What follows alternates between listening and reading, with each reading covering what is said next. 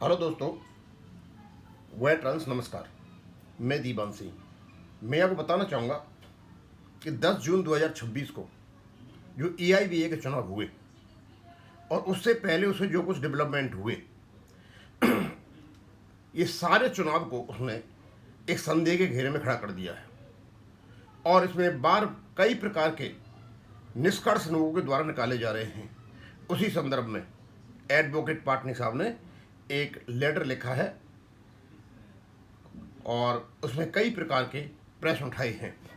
उस लेटर को मैं आपको पढ़ के बता देता हूँ। ये बहुत ज़रूरी है कि इस प्रकार की जो घटना हो रही हैं वो सोशल मीडिया पर आए, लोगों को पता चले, और यदि इसमें किसी प्रकार का फाउल प्ले हुआ है तो उसकी जांच की जाए। मैं आपको पढ़ के बताता हूँ। उन्होंने कहा, सेवा में महासचिव AIBEA, मुख्य श्रम आयुक्त केंद्रीय भारत सरकार, रजिस्ट्रार ऑफ ट्रेड यूनियंस, सचिव श्रम व रोजगार मंत्रालय भारत सरकार। विषय, EIBA के बेंगलुरु अधिवेशन में संपन्न चुनाव प्रक्रिया की निष्पक्ष जांच, चुनाव अभिलेख सार्वजनिक करने तथा संगठन में लोकतांत्रिक सुधार हेतु ज्ञापन। बहुत है, मैं और मेरे जैसे अनेक सेवानिवृत्त बैंक कर्मचारी EIBA के बेंगलुरु अधिवेशन में संपन्न चुनाव प्रक्रिया को लेकर गंभीर चिंताएं व्यक्त करना चाहते हैं। EIBA देश के बैंक कर्मचारियों का एक प्रतिष्ठित और ऐतिहासिक संगठन है। अतः इसके चुनाव न केवल निष्पक्ष और पारदर्शी होने चाहिए, बल्कि लोकतांत्रिक मूल्यों के सर्वोच्च मानकों पर भी खरे उतरने चाहिए। दुर्भाग्यवश हालिया चुनाव प्रक्रिया को लेकर अनेक प्रश्न उठे हैं, जिनका समाधान संगठन के हित में अत्यंत आवश्यक है। मुख्य आपत्तियां और चिंताएं, चुनाव से पूर्व मांगे जाने के बावजूद डेलीगेट की संपूर्ण सूची सभी उम्मीदवारों और सदस्यों को उपलब्ध नहीं कराई गई। EIBA के संविधान की प्रमाणित प्रति उपलब्ध कराने में पारदर्शिता नहीं बरती गई। चुनाव संचालन हेतु पूर्णतः स्वतंत्र और निष्पक्ष निर्वाचन अधिकारी की नियुक्ति नहीं की गई। विभिन्न राज्यों से आए प्रतिनिधियों को स्वतंत्र विचार विमर्श एवं संवाद का पर्याप्त अवसर नहीं मिला। चुनाव परिणामों में क्षेत्रीय प्रतिनिधित्व का गंभीर असंतुलन दिखाई दिया। जम्मू कश्मीर, हिमाचल प्रदेश, उत्तराखंड, पंजाब, हरियाणा एवं उत्तर प्रदेश जैसे विशाल क्षेत्रों को शीर्ष नेतृत्व में अपेक्षित प्रतिनिधित्व प्राप्त नहीं हुआ। संगठन में कार्यरत बैंक कर्मचारियों की तुलना में सेवानिवृत्त नेतृत्व का प्रभाव अत्यधिक बना हुआ है, जिसके जमीनी कर्मचारियों की वास्तविक समस्याओं का पर्याप्त प्रतिनिधित्व नहीं हो पा रहा है।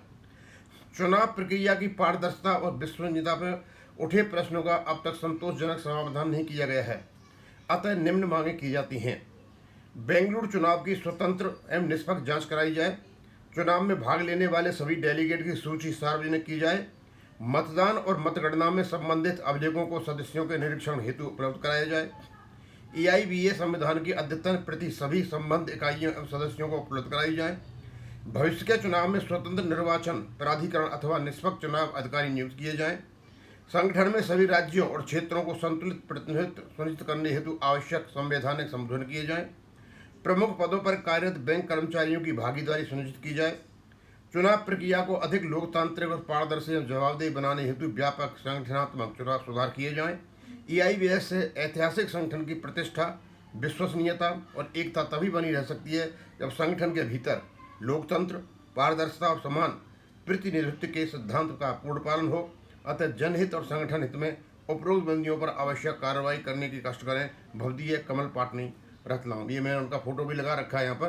तो दोस्तों, ये जो कुछ भी यहाँ इन्होंने अपना मत जाहिर किया है और ये सवाल उठाए हैं, ये बहुत ही विचारणीय और बहुत तर्क संगत सवाल हैं उनके, और इनका जवाब देना बनता है। और ये EIBA को पहले बनता है, और जहाँ जहाँ ये जिनसे रिपोर्ट गई हैं उनके पास, उनको भी इनको बाहर निकालना चाहिए, जिससे कि ये जो धांधलेबाजी हो रही है, शुरू से ही धांधलेबाजी जो हो रही है, उस पर रोक और लगाम लग सके।